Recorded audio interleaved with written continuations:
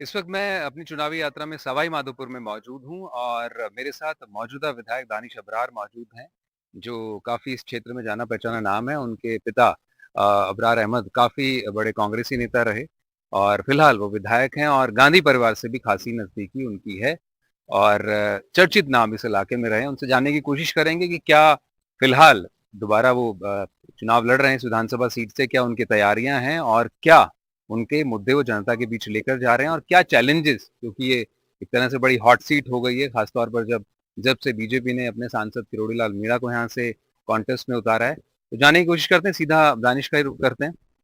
बहुत स्वागत है दानिश जी। जी। हालाँकि मैं बता दूँ कि इन दिनों इन्होंने मीडिया से दूरी बना रखी थी, हमने गुज़ारिश की तो एनडीटीवी से बात करने को तैयार हुए। बहुत शुक्रिया थैंक यू। एनडीटीवी से बात करने के लिए। Thank you. पहला सवाल तो मेरा यही कि मीडिया से बात करना क्यों बंद किया? जैसा कि आपने बोला कि एक हॉट सीट बन चुकी है और सबकी निगाहें सीट पे हैं, तो मीडिया से चर्चा परिचर्चा करके वोट नहीं जीत ले सकते, आप चुनाव नहीं जीत सकते। एक ऑरा बन सकता है, एक एनवायरनमेंट बन सकता है। तो क्योंकि हॉट सीट है, सबकी निगाहें हैं, तो किसी भी कश्मकश से बचने के लिए हम हमारा काम कर रहे हैं और अपने तरीके से अपना चुनाव लड़ रहे हैं। क्या तरीका है आपका? कह रहे हैं मैं अपने तरीके से चुनाव लड़ रहा हूँ। क्या तरीका है, क्या मुद्दे आप जनता के बीच इस बार लेकर जा रहे हैं? क्योंकि 5 साल आप ही थे और कार्यकाल आपका रहा। किस तरह से आप असेस कर रहे हैं जनता के बीच किन मुद्दों को लेकर अभी जा रहे हैं? हम सवाई माधोपुर में चुनाव लड़ रहे हैं। पिछले 5 साल सवाई माधोपुर में किसी तरह का कोई ना आतंक का, ना भय का, ना दंगों का कोई ऐसा माहौल नहीं रहा। सो पीस के ऊपर लड़ रहे हैं। एंड सेकंड भी हम प्रोग्रेस के ऊपर लड़ रहे हैं। पिछले 5 साल के अंदर 2000 करोड़ से ज्यादा का डेवलपमेंट कार्य सवाई माधोपुर में हुआ है, जैसा कि आप आए तो आप खुद भी देख पा रहे होंगे। तो यहाँ जो शांति रही, यहाँ जो विकास कार्य हुए और जो सरकार की शानदार योजनाएं हैं, किसानों को फ्री बिजली है, 10 लाख रुपए का बीमा है, हर जो यहाँ का निवासी है, कोई घर में पीड़ा आ जाए तो 25 लाख रुपए तक का इलाज हमारी सरकार करा रही है। और साथ ही जो नई 7 गारंटियां हमारी सरकार दे रही है, जिसके अंदर हर घर की महिला को जो लीड ऑफ द हाउस है तो 10,000 रुपए, उसके बाद हर बनने वाली बच्ची को लैपटॉप, इंग्लिश की guarantee, OPS gold pension scheme की गारंटी। एंड इंसान तो इंसान अब तो 2 रुपए किलो गोबर तक खरीदने की गारंटी हमारी सरकार दे रही है। तो भारतीय जनता पार्टी ने हमेशा गाय की बात करी है, लेकिन गाय के लिए करा कुछ नहीं है। और ये 2 रुपए किलो गोबर की जो बात है, इससे ना सिर्फ पशुपालक और किसानों को 2 पैसे की इनकम क्रिएट होगी, बल्कि आप ये देखेंगे जो लावारिस गाय घूमती रहती है उनकी कदर हो जाएगी। That's why। अच्छा, आप कह रहे हैं कि आपने कहा कि भाजपा गाय की बात करती है, लेकिन कांग्रेस ने तो गाय के गोबर का भी ध्यान रखा है। ये आप उस तरह की इंपॉर्टेंस बताने की कोशिश करें, कितना माइन्यूटली आप सीमों को लेकर चल रहे हैं। मैंने इलाके में दौरा किया दानिश जी, मैंने काफी लोगों से जानने की कोशिश भी की।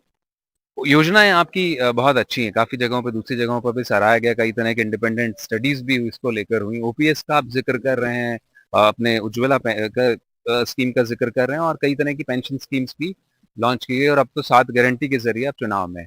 काफी लोगों की नाराजगी इसको लेकर है कि बड़ा चुनावी वक्त में इसको किया गया और इसके इम्प्लीमेंटेशन को लेकर बड़ा सवाल।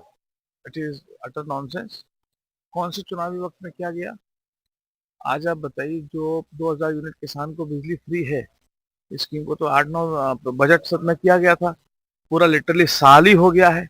शुरू में कुछ ने बोला फ्री हो रही है, नहीं हो रही है, जीरो बिल आ रहा है, नहीं आ रहा है। आज मैं चैलेंज के साथ कहता हूँ, आपके चैनल के माध्यम से कहता हूँ, आप किसी भी गांव में चले जाइए और बीच चौपाल पे खड़े होकर पूछे क्या उनके बिल जीरो आ रहे हैं कि नहीं आ रहे, पूरा गांव एक तरफा बोलेगा जीरो आ रहे हैं। तो चुनावी वक्त में अगर ये घोषणाएं करी गई होती तो धरातल पे कैसे हैं? हमारी हर बोली हुई घोषणा धरातल पे है। चिरंजीवी योजना 25 लाख का इलाज, आप जाके देखिए कितने लोग इसका फायदा उठा चुके हैं। तो अगर चुनावी वक्त में करी होती तो धरातल पे कैसे है? ये एक स्ट्रेटेजी और प्लानिंग के साथ और जनता का हित सोचते हुए पब्लिक वेलफेयर में, जनहित में, जन कल्याणकारी योजनाएं सही समय पे लाई गई हैं और आज जनता के बीच है, जनता उनके फायदे उठा रही है। हाँ, लेके आए हैं, हम लेके आए हैं 7 गारंटियां। और 7 गारंटियों पे भी जनता को इसलिए विश्वास भरोसा हो रहा है क्योंकि जो पुरानी योजनाएं थी सब धरातल पे है। ओपीएस क्या धरातल पे नहीं है? पूरे हिंदुस्तान में सबसे पहले ओपीएस की घोषणा हमने करी और लेके आ गए। हमारी सरकार हिमाचल में बनी, लेके आ गए। हमारी सरकार कर्नाटक में बन गई, लेके आ गए। अगर आप बीजेपी दावा करती है कि हम ही लाएंगे, आप कितने राज्यों में सरकार है, चुनाव में 10 दिन बचे, सैंपल के लिए 5 दिन लेके आओ ना कहीं पे। सो ये घोषणा है नहीं, ये तो ना ही घोषणा है, ना ही चुनावी टाइम में है। ये सब पुरानी स्कीमें हैं जो हमारी सरकार में राज्य में चल रही हैं। मैं आपकी कॉन्स्टिट्यूएंसी को समझने की कोशिश कर रहा था कि ये किस तरह से यहाँ पे वोटों का समीकरण रहता है। जनरल सीट है हालांकि, लेकिन उसके बावजूद पिछली बार आपने चुनाव जीता और आपकी एक लेगेसी भी रही, पॉलिटिकल लेगेसी यहाँ पर। बड़ा चैलेंज इस बार काफी देखने को जो मिल रहा है मुझे दानी जी, वो जो मीणा कैंडिडेट हैं, जाहिर तौर पर किरोड़ीलाल मीणा पुराने नेता हैं, उन्हीं के बागी आशा मीणा भी मैदान में है और कांग्रेस से भी एक बागी खड़े हो गए हैं, अजीज आजाद जो जिनका नाम है। तो कहीं आप चैलेंजिंग मान रहे हैं क्योंकि इस बार गुर्जर काफी जो कम्युनिटी है उनका कांग्रेस को लेकर कई तरह के सवाल है, सचिन पायलट को लेकर के, और आपकी खुद की कम्युनिटी में भी क्या आप वोट डिवीजन देख रहे हैं क्योंकि खुद आपके यहाँ से उम्मीदवार मैदान में है? ये समीकरण बनाना लगाना ये आपका काम है। मैंने जिन मुद्दों पे कहा हम वोट मांग रहे हैं वो बड़े जेनेरिक मुद्दे हैं, वो कोई कास्ट बेस्ड नहीं है। आज अगर शांति है तो पूरे इलाके में है, ऐसा तो नहीं है कि मीणों के गांव में नहीं है और गुजर के गांव में हो गई और मियाओं के गांव में नहीं है। शांति है तो पूरे इलाके में है।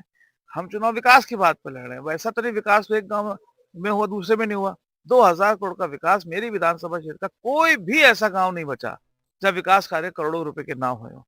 तो समीकरण ये आप लगा रहे हो जातिगत आधार पे, क्षेत्र के आधार पे, गुजर मीणा के आधार क्योंकि पे, अल्टीमेटली क्राइटेरिया वही है, वोट उसी पर पड़ते हैं, इसलिए मैंने पूछा आपसे। ऐसा आपका मानना है। मैं चुनाव लड़ रहा हूँ मेरे कराए गए विकास कार्यों पे, मैं चुनाव लड़ रहा हूँ मेरी सरकार की योजनाओं के आधार पे, और जनता वोट देगी कांग्रेस पार्टी के नाम पे, ना कि जातिवाद के नाम पे, ना क्षेत्रवाद के नाम पे, ना हिंदू मुस्लिम के नाम पे।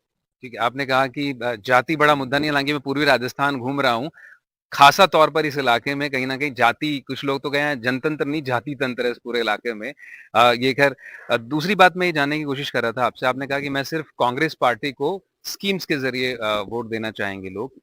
आपकी ऐसी कुछ स्कीमें जो आपने यहाँ पे इम्प्लीमेंट किया, आपने बताया 2000 करोड़ का मैंने काम किया पूरे पूरे इस इलाके में, ऐसे कौन से 5 बड़े मुद्दे हैं जो दानिश अबरार के रहते सवाई माधोपुर में हुए? सवाई माधोपुर में हमेशा से पानी का बहुत क्राइसिस रहा और एक रूटीन की आम बात थी कि पानी गर्मियों में पानी के टैंकर से सप्लाई होती थी और अफरा तफरी मचती थी गर्मियों में। मुझे खुशी है बताते हुए पिछले 2 साल से एक भी पानी का टैंकर माधोपुर में नहीं भरा गया। क्यों? क्योंकि हमने हमारे ही कार्यकाल में 33 करोड़ रुपए का एक डैम बना दिया जिससे बनास नदी 8 किलोमीटर तक भर दी गई है और माधोपुर को उससे कनेक्ट कर दिया। आज भी आप बनास पुले पे जाएंगे और जहां तक आपकी नजरें जाएंगी वहां तक आपको नदी भरी दिखेगी, जो किसी जमाने में साल भर पहले सिर्फ धूल धकाले दिखते थे। और बिजली की अगर मैं बात करूं, सवाई माधोपुर बॉम्बे लाइन पे है तो बिजली क्राइसिस हमेशा रहता था कि इलेक्ट्रिसिटी रेलवे को जाती थी 30 साल से। तो इसका सोल्यूशन था नए बिजली घर बनने चाहिए थे। आपके माध्यम से बताना चाहूंगा सवाई माधोपुर में 5 नए जीएसएस बन गए। There is no electricity crisis any more in Sawai Madhopur. आज की तारीख में बिजली की कोई कमी माधोपुर में नहीं है। आप शिक्षा के क्षेत्र में अगर आप बात करें, मेडिकल कॉलेज माधोपुर में आप जाके देख सकते हैं, बन रहा है। नर्सिंग कॉलेज आप जाके देख सकते हैं, बन रहा है। एग्रीकल्चर कॉलेज आप जाके देख सकते हैं, बन रहा है। आप अगर चिकित्सा के क्षेत्र में बात करें, नया हॉस्पिटल माधोपुर में बन रहा है। हमारी जो दूसरी तहसील पड़ती है वहां पर ट्रॉमा सेंटर बन रहा है। आप जिस क्षेत्र का आप फील्ड का नाम बोलिए, आप पंचायती राज की बात करेंगे, 27 नई पंचायतें माधोपुर में बनी और मल्लाना डूंगर पंचायत समिति भी यहाँ पर बन गई। आप विभाग का नाम लें, काम मैं आपको गिनाऊंगा। आज माधोपुर फॉरेस्ट से जाना जाता है। बेचारे फॉरेस्ट के जिप्सी वालों की कंडीशन ये थी कि 3 साल में जिप्सी बेकार होती थी, आज 9 साल उनकी कंडीशन करा दी गई। गरीब लोग होते हैं। फॉरेस्ट गाइडों की 16 साल से फीस नहीं बढ़ी थी, आज उनकी सारी फीसें बढ़ा दी गई हैं। तो मैंने आपसे कहा ना, आप मेरा पैम्फलेट पढ़ेंगे, आप विभाग का नाम बोलिए और आपको काम पता चलेगा। दानिश अबरार कितनी चुनौती महसूस कर रहे हैं सवाई माधोपुर से? सवाई बोलते माधोपुर से कितनी बड़ी चुनौती महसूस कर रहे कैंपेन में हैं? हूँ। आखिरी आखिरी सवाल, कितनी बड़ी चैलेंज इस बार फील करें क्योंकि क्यों जाहिर तौर पर आपने शुरुआत में कहा कि वाकई हॉट सीट है, क्या पहले के मुकाबले ज्यादा टफ लग रहा है? मैं ना बोलूंगा टफ है, मैं ना बोलूंगा इजी है, क्योंकि टफ इसलिए नहीं बोलूंगा क्योंकि ये नहीं लगना चाहिए कि हम डर रहे हैं या हम घबरा रहे हैं, और इजी इसलिए नहीं बोलूंगा कि किसी भी चुनौती को इजी नहीं समझना चाहिए। मैं ये बोलूंगा कि जो भी है 3 तारीख को आपके सामने परिणाम आ जाए। तो बहुत बहुत शुक्रिया दानिश अब्रार बात करने के थैंक लिए। यू थैंक तो ये दानिश अब्रार बड़ी बेबाकी से बात की, जो तमाम तरह के सवाल उठते हैं उनको लेकर भी इन्होंने जवाब दिए।